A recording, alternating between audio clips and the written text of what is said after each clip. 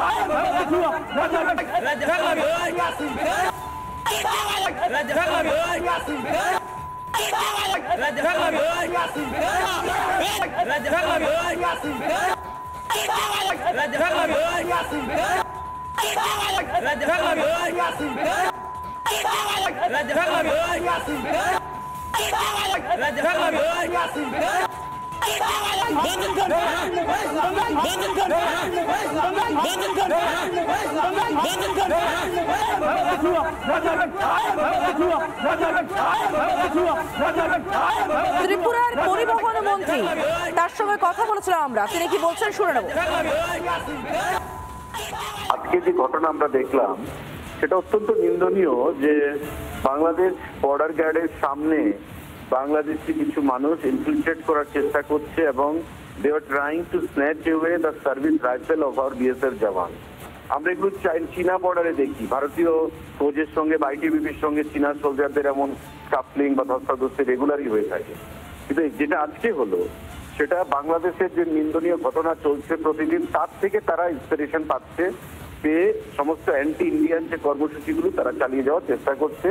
এবং বিএসএফ জওয়ানদের আমি ধন্যবাদ জানাবো, হোম মিনিস্ট্রিকে ধন্যবাদ জানাবো যে যারা বিএসএফ জওয়ানরা বর্ডারে তারা আরে আগে থেকে অনেক বেশি সেখানে নিরাপত্তা প্রদান করছে। এবং তো আজকে যদি তারা না থাকতো তবে একটা বিরাট ধরনের কিছু ঘটে যেত এবং ওই সমস্ত ইনফিলট্রেটররা যারা সার্ভিস রাইফেল তারা স্ন্যাচ করতে চেয়েছিল বিএসএফ এর কাছ থেকে, তাদের উদ্দেশ্য কিন্তু অন্যরকম ছিল এবং ভারত বিদ্বেষী চক্রান্তে তারা জড়িত বলে আমি মনে করি।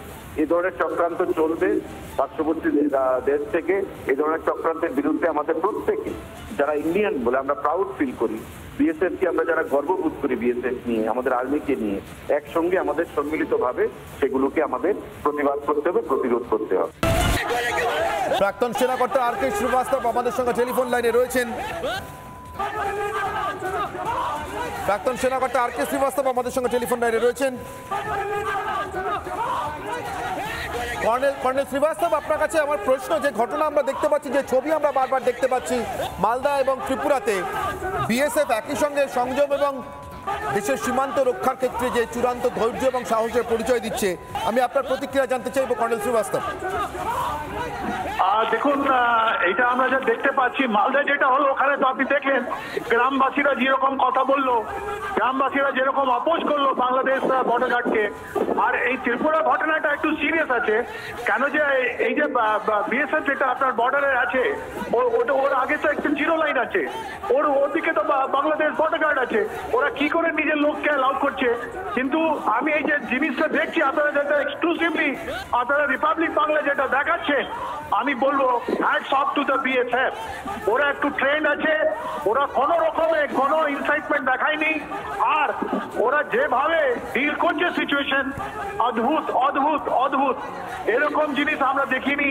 একজন লোক ওদের ব্যাপার কেড়ে নেওয়ার চেষ্টা করছে, তা সত্ত্বেও ওই লোককে তার সত্যি ওরা লড়ে যাচ্ছে। এইটাই আমাদের ট্রেনিং, এইটাই আমাদের বিএসএফ এর, এটা আমাদের চিহ্নিত করার জিনিস। এর জন্য আমরা ওদেরকে স্যালুট জানাচ্ছি। অনেক ভালো কাজ, এটা আপনি আপনার মারফতে পুরো বিষয়টা দেখতে পাচ্ছে। ওরাও এই বলছে যে এরকম জিনিস তো আমরা আগে দেখিনি, আমরা দেখিনি আগে ভাবে। কর্নেল শ্রীবাস্তব, আপনার কি মনে হয় যেখানে বাংলাদেশের সেনাকর্তা ওয়াকারুজ্জামান বলছেন ভারতের সঙ্গে ভালো সম্পর্ক রাখাটাই বাংলাদেশের লক্ষ্য হওয়া উচিত, ভারতের সঙ্গে সম্পর্ক ভালো থাকলে বাংলাদেশও ভালো থাকবে, সেখানে ইউনূসের সরকার কখনো তাদের বিজিবি, কখনো তাদের বিডিআর, কখনো চোরাচালানকারীদেরকে লেলিয়ে দিয়ে সীমান্ত উত্তপ্ত করতে চাইছে কেন? এর মধ্যে এই যে ইন্টারিম গভর্নমেন্ট আছে ওটা 31 ডিসেম্বরে ওটা ভেঙে পড়েছে ওরা, আর ওখানে গভর্নমেন্ট নেই। ওরা 3 ভাগে বিভক্ত হয়ে গেছে। একটা এদিকে নিচের দিকে আছে আপনার জামাত ইসলাম, হাফিজে, আর এই ছাত্র শিবিরের ছেলেগুলো, মাঝখানে বিএনপি ছিল বেরিয়ে গেছে, আর উপরে মোহাম্মদ ইউনূস যেটা আছে না একলা পড়ে গেছেন। আর মানুষের যেরকম বাংলাদেশের আমাদের প্রত্যেকটা মানুষের যেরকম প্রবলেম হচ্ছে, ওই প্রবলেমটা নিয়েই ওরা এখন চিন্তিত আছে। তাই জন্য দেখুন না, বিএনপি আগে তো বলেছিল ত্রিপুরা মার্চ করব, এখন ত্রিপুরা মার্চ করার পর দেখুন আজকে কি হলো, এটা উস্কানি দিচ্ছে বিএনপি। গতকাল হলো তালিমের একটা কি নাম, একটা ক্রিমিনাল তালিম, ওকে ওর ভিডিও ওরা ওয়ার্ল্ডে এটা ভাইরাল করলো, সবাই আমরা দেখলাম।